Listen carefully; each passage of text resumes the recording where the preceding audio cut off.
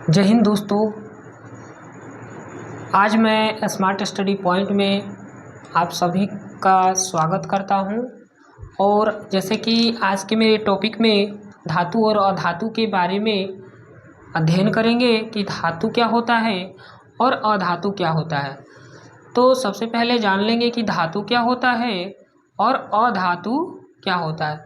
जैसे कि आप लोग अपने आसपास अपने चारों तरफ बहुत सारे तत्वों के बारे में या आप लोग अपने आँखों से देखे होंगे, यानी कि कई प्रकार के पदार्थ को आप लोग अपने आसपास के क्षेत्र में, आपने अगल बगल के, तो उन सभी पदार्थों को हम लोग क्या कहते हैं। तो जनरली कहा जाए तो पदार्थ को मुख्यतः दो भागों में बांट दिया गया है, भौतिक और रासायनिक। ठीक है, यानी कि भौतिक तत्व और रासायनिक तत्व। ठीक है, तो भौतिक पदार्थ और रासायनिक पदार्थ में बांट दिया गया। भौतिक पदार्थ में यानी कि भौतिक अवस्था में, यानी कि जो भी होगा कुछ रासायनिक फॉर्म में होगा और कुछ जो होगा भौतिक अवस्था में होगा। तो भौतिक अवस्था में जो पदार्थ होते हैं तीन प्रकार के होते हैं, ठोस, द्रव और गैस। और रासायनिक अवस्था में जो पदार्थ होते हैं वो भी तीन प्रकार के होते हैं, जो होते हैं धातु, अधातु और उपधातु। धातु, अधातु और उपधातु के बारे में जानेंगे। उससे पहले हम लोग तत्वों को जान लेंगे कि तत्व क्या होता है। तो तत्व जो होता है हमारे पीरियोडिक टेबल, आवर्त सारणी, आधुनिक आवर्त सारणी, जिसमें सभी तत्वों के बारे में जाना गया है और बताया भी गया है। तो तत्व मतलब आधुनिक आवर्त सारणी जिसे मेंडलीव के द्वारा तैयार किया गया है, जिसमें परमाणु संख्या पर आधारित सभी तत्वों को निरूपित किया गया है। तो प्राप्त किया गया है, यानी कि 92 जो तत्व हैं उसे प्रकृति से प्राप्त किया गया है और बाकी सभी तत्वों को लैब में यानी प्रयोगशाला में बनाया गया है। तो इन तत्वों को तीन भागों में बांट दिया गया है। जैसे कि हम अपने आसपास चारों तरफ देखते हैं कि धातु, अधातु और उपधातु, यानी कि जो पदार्थ होते हैं तीन अवस्थाओं में पाए जाते हैं, धातु, अधातु और उपधातु। धातु किसे कहेंगे? तो धातु ऐसे पदार्थ जो ठोस हो, चमकीले हो, आघातवर्धनीय हो, तन्य हो, ध्वनि उत्पन्न करने वाले, ऊष्मा और विद्युत के सुचालक होते हैं, वे धातु कहलाते हैं।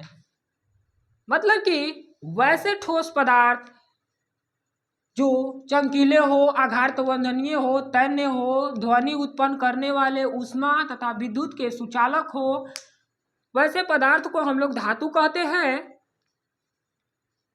जैसे हमारे आसपास पाए जाने वाले लोहा या हमारे आसपास पाए जाने वाले और बहुत सारे वस्तुएं होते हैं जिसे विद्युत का सुचालक होते हैं, चमकीले होते हैं और तन्य होते हैं, ऊष्मा प्रवाहित होता है। जैसे कि हम लोग अपने घरों में बनाते हैं, जब भोजन बनाते हैं तो भोजन बनाने के द्रव्यमान जो कुकर होता है, उस कुकर के एक हैंडल होता है, उस हैंडल पे एक प्लास्टिक का हैंडल कवर लगा हुआ होता है।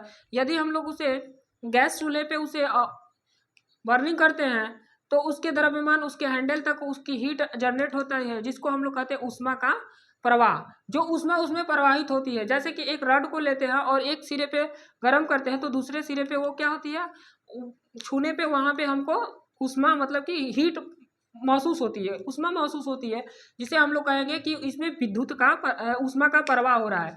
विद्युत का कुचालक का मतलब कि जब ये एक छड़ है और छड़ में यदि हम विद्युत धारा प्रवाहित कर रहे हैं तो यहाँ एक छड़ से एक सिरे से दूसरे सिरे तक विद्युत धारा प्रवाहित हो रही है, तो उसको हम लोग कहेंगे विद्युत का कुचालक। ठीक है, तो ये सब हो गए हमारे धातु।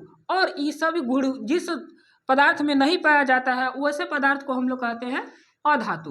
ठीक है, जिसमें ऊष्मा का सुचालक न हो, जो तन्य न हो और जो ध्वनि उत्पन्न नहीं करता हो, आघातवर्धनीय न हो। आघातवर्धनीय का मतलब कि वैसा पदार्थ जिसे पीट कर फैलाया जा सके, उसे हम लोग कहते हैं आघातवर्धनीय। तैन्य का मतलब कठोर हो, ठीक है। तो ऐसे हम लोग देख लेंगे, ठीक है। ये हमारा हो गया धातु। अब देख लेते हैं धातु, और धातु के बाद अधातु, उसके बाद आता है उपधातु। उपधातु किसे कहते हैं? यानी कि वैसा पदार्थ जिसमें धातु और अधातु दोनों का गुण मिलता हो, ठीक है। तो धातु और अधातु दोनों का गुण मिलता हो, वैसे पदार्थ को हम लोग कहते हैं उपधातु। तो उपधातु के अंतर्गत जिसे इंग्लिश में कहते हैं मेटलॉइड आयंस, ठीक है। तो मेटलॉइड्स कहते हैं इसको। और उपधातु के अंतर्गत जो भी आएगा हमारा ये चार, जैसे आर्सेनिक, सिलिकॉन, जर्मेनियम और एंटीमरी। आर्सेनिक को एस से सूचित किया जाता है, ठीक है। सिलिकॉन को एसआई से, जर्मेनियम को जीई से और एंटीमनी को एसबी से। ये तत्व जो होते हैं उपधातु होते हैं, ठीक है। उसके बाद हम लोग थोड़ा सा देख लेते हैं एलॉय। एलॉय के बारे में हम लोग जानते हैं कि एलॉय क्या होता है। एलॉय का मतलब होता है मिश्र धातु, यानी कि दो या दो से अधिक धातु को मिलाकर या अधातु को मिलाकर एक समान मिश्रण में इसे मिलाते हैं तो हमारा एक मिश्र धातु उत्पन्न होता है, ठीक है। जिसमें एंटीमनीस आ जाता है, जर्मेनियम आ जाता है, ठीक है। तो ये सब क्या है? मिश्र धातु होते हैं। आज से बहुत साल पहले, प्राचीन की घटना है कि आज से बहुत साल पहले हमारे ब्रह्मांड में कहा जाए तो जो धातुएं थी, जहाँ तक हम लोग को ज्ञान है, वहाँ उस समय जो धातुएं थी, धातुओं को 7 प्राकृतिक धातुएं थी, जैसे कि सोना, चांदी, तांबा, लोहा, सीसा, टीन और पारा। ये प्राचीन धातुएं थी, जिसमें से सोना सबसे प्राचीन धातु थी। सोना जो थी सबसे प्राचीन धातु के अंतर्गत आती थी। ये आज से लगभग 6000 ईसा पूर्व पहले सोना की खोज हुई थी। सबसे पुराना या सबसे प्राचीन धातु के रूप में जाने जाने वाला तत्व जो होता है सोना। अब देखिए धातु जो होता है, मतलब कि सोना जो होता है आज से 600 साल पहले सबसे पुराना धातु है तो सोना है, ठीक है। सोना की कहानी आप लोगों को पता होगा कि सोना जो होता है 24 कैरेट का होता है, और 24 कैरेट के सोना को, यानी कि जिसको हम लोग शुद्ध सोना कहते हैं, और उसे अशुद्ध बनाने के लिए उसमें हम लोग तांबा और चांदी का मिश्रण को मिला देते हैं, जिससे वह कठोर और तन्य बन जाता है, क्योंकि इतना मुलायम होता है कि उसे हम लोग आसानी से तोड़ सकते हैं, ठीक है। तो उसे यदि सोना है, जो गोल्ड है, गोल्ड को या सोना को हम लोग को क्या करना है, यदि हमको 18 कैरेट का बनाना है तो उसे हम लोग को 18 भाग सोना और 6 भाग तांबा और चांदी का भाग मिलाना होगा, तब वो जाके टोटल 18 कैरेट का एक अशुद्ध पदार्थ मतलब बनेगा। यानी कि कम मात्रा वाला, कम पैसा वाला पदार्थ को हम लोग क्या करते हैं, उसमें मिला देते हैं, तो वो क्या होता है, कैरेट, मतलब कि उसकी क्षमता कम हो जाती है, जिससे वह तन्य और कठोर दिखाई देता है। आगे हम लोग देखते हैं धातु और अधातु के भौतिक गुण। धातु और अधातु के भौतिक गुण क्या होते हैं? यानी कि जो धातु होते हैं चमकीले होते हैं, यानी कि धातु को यदि हम बहुत दिनों तक, यानी कि बहुत समय तक खुले हवाओं में छोड़ दें तो यह ऑक्सीजन से अभिक्रिया करके ऑक्साइड बना लेते हैं। ये ऑक्सीजन से अभिक्रिया करके ऑक्साइड बना लेते हैं, जिससे उनके सतहों पर एक परत आ जाती है, और वो परत को हम लोग साफ करके या पॉलिश करके पुनः से उसकी चमक को प्राप्त करते हैं, जिसे धातु कहते हैं। ठोस जो धातु होता है ठोस होता है, ठीक है। जो धातु होता है वह ठोस होता है। ठोस का मतलब कि उसे जब हम हीट करें तो वह अपनी अवस्था को कायम रखे, उसे हम लोग कहेंगे ठोस, ठीक है। लेकिन इसमें एक अपवाद है, ब्रोमीन एक ऐसा धातु है जो द्रव अवस्था में पाया जाता है। धातु को पीटने पर फैलता है। धातु को पीटने पर क्या होता है? फैलता है। जैसे कि हम लोग जो ये मार्केट में मिलता है बर्फी, तो बर्फी पे एक चांदी की परत चढ़ाई जाती है, उसको पीट पीट कर इतनी पतली कर दी जाती है जिसे हम लोग उस मिठाई पर चढ़ा सके। और वो जो परत होती है एकदम पतली होती है, यानी कि वो एक धातु होती है। धातु का मतलब कि चांदी। चांदी क्या होती है? एक धातु होती है, और उसे इतना पीटा जाता है, इतना पीटा जाता है ताकि वह एक पतली चादर के रूप में बन सके, और उसे काटकर हम लोग उष्मा का चालक, उष्मा का चालक, तो जो धातु होता है उष्मा का चालक होता है। उष्मा का चालक तो बताए हैं कि जब कभी किसी रॉड को किसी उष्मा देते हैं, यानी किसी रॉड को मोमबत्ती के किसी रॉड को एक सिरे पे यदि हम उष्मा प्रवाहित करते हैं तो दूसरे सिरे पे भी हमको उष्मा फील होता है जब उसको टच करते हैं तो कुछ समय के बाद। तो इसको हम लोग कहते हैं उष्मा का प्रवाह। सिंपल कॉन्सेप्ट है कि सिंपल तरीका आप सभी लोग अपने घर में खाना बनाते हुए देखा होगा। तो जब आप लोग खाना बनाते हैं तो या बनाते हुए देखते हैं तो अचानक कभी सब्जी वगैरह होता है, तो जब जो कलछुल होता है, कलछुल को जो सब्जी चलाते वक्त उसे अचानक छोड़ देते हैं उसमें, तो कुछ समय बाद उसके हैंडल पे हम लोग टच करते हैं तो वो हैंडल क्या होता है, मतलब कि वो हैंडल गर्म हो जाता है, हीट हो जाता है, उष्मा उसमें प्रवाहित होता है, नीचे आग जला होता है, और ऊपर के तरफ हमारा जो कलछुल होता है या जो छोटा सा मतलब चलाने वाला जो होता है, जिससे उसमें क्या होता है, उष्मा प्रवाहित हो, एक सिरे से दूसरे सिरे तक उष्मा प्रवाहित होता है, जिसको हम लोग कहते हैं उष्मा का चालन। यानी कि जो धातु होता है वो उष्मा का चालक भी होता है। अब देखिए विद्युत का चालक, तो विद्युत का चालक का मतलब कि उसमें विद्युत धारा प्रवाहित हो, यानी कि विद्युत धारा भी उसमें, धातु के अंदर विद्युत धारा भी प्रवाहित हो, जिसे हम लोग कहेंगे विद्युत का चालक।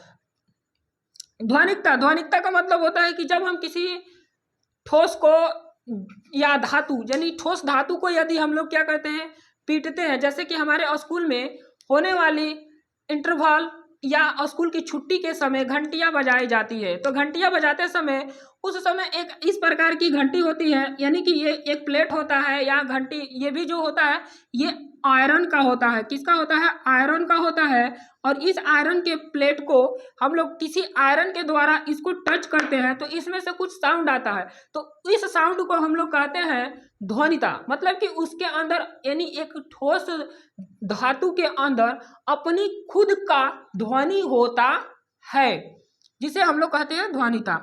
अब हम लोग देखते हैं अधातु। अधातु का भौतिक गुण, अधातु का जो भौतिक गुण होता है यह चमकीला नहीं होता है। अधातु जो होता है चमकीला नहीं होता है, और इसमें यह ठोस अवस्था में भी पाया जाता है, यह ठोस अवस्था में पाया जाता है, लेकिन यह पीटने पर फैलता नहीं है, यह भंगुर होता है। यानी कि जब इसे हम अधातु को पीटते हैं तो यह टूट जाता है। जैसे लकड़ी, लकड़ी जो है अधातु है। या ईंट, ईंट कहे तो ईंट जिससे हम लोग का मकान बनाया जाता है, तो उसको हम लोग पीटेंगे तो वो क्या हो जाएगा? टूट जाएगा। शीशा भी क्या हो जाएगा? टूट जाएगा। तो इसलिए शीशा क्या हो जाएगा? अधातु हो जाएगा। ठीक है। उष्मा का चालक, जिसमें वो उष्मा का प्रवाह न हो, यानी कि अधातु कहलाता है। उष्मा का उसमें कोई प्रवाह नहीं होगा। जैसे आपके घर में या आप वैन में बैठते हैं तो वैन के शीशे को लॉक कर देते हैं, तो उसमें उष्मा का प्रवाह नहीं होता है। या कहें तो विद्युत धारा, और विद्युत धारा जो होता है मतलब कि अधातु में विद्युत धारा भी प्रवाहित नहीं होती है। जब जैसे कि लकड़ी है तो लकड़ी में एक सिरे से विद्युत धारा प्रवाहित करेंगे सूखी लकड़ी में, तो उसमें विद्युत धारा प्रवाहित नहीं होगा। उसमें उष्मा का चालक उसमें होता है, विद्युत का सुचालक होता है, और अधातु जो होता है वो विद्युत का कुचालक होता है। यानी कि धातु में विद्युत धारा प्रवाहित होती है और अधातु में विद्युत धारा नहीं प्रवाहित होती है। होता है उसे दो भागों में बांट दिया गया है। जैसे कि अभी हमने आगे बताया था कि जो पदार्थ है उसे दो भागों में बांट दिया गया है, भौतिक और रासायनिक। यानी कि भौतिक के आधार पे एक बांट दिया गया है और दूसरा रासायनिक के आधार पे। भौतिक के आधार पे जो पदार्थ को बांटा गया है उसे 3 भागों में बांटा गया है, ठोस, द्रव और गैस। रासायनिक के आधार पे जो तत्वों को बांटा गया है, मतलब पदार्थ को बांटा गया है, उसे द्रव, धातु, अधातु और उपधातु के नाम से जाना जाता है। उपधातु के नाम से जाना जाता है। अब देखते हैं हम लोग पदार्थ। भौतिक अवस्था में जो पदार्थ होते हैं, जैसे ठोस, द्रव और गैस। अब देखिए ठोस अवस्था में कौन कौन से पदार्थ पाए जाते हैं। तो ठोस अवस्था में जो पदार्थ पाए जाते हैं, तो कार्बन जो होता है ठोस अवस्था में पाया जाता है। गंधक भी क्या होता है, ठोस अवस्था में पाया जाता है। आयोडीन भी क्या होता है, ठोस अवस्था में पाया जाता है। और फास्फोरस भी जो होता है ठोस अवस्था में पाया जाने वाला पदार्थ है। ठीक है, लेकिन यह है क्या, धातु है। क्या, धातु।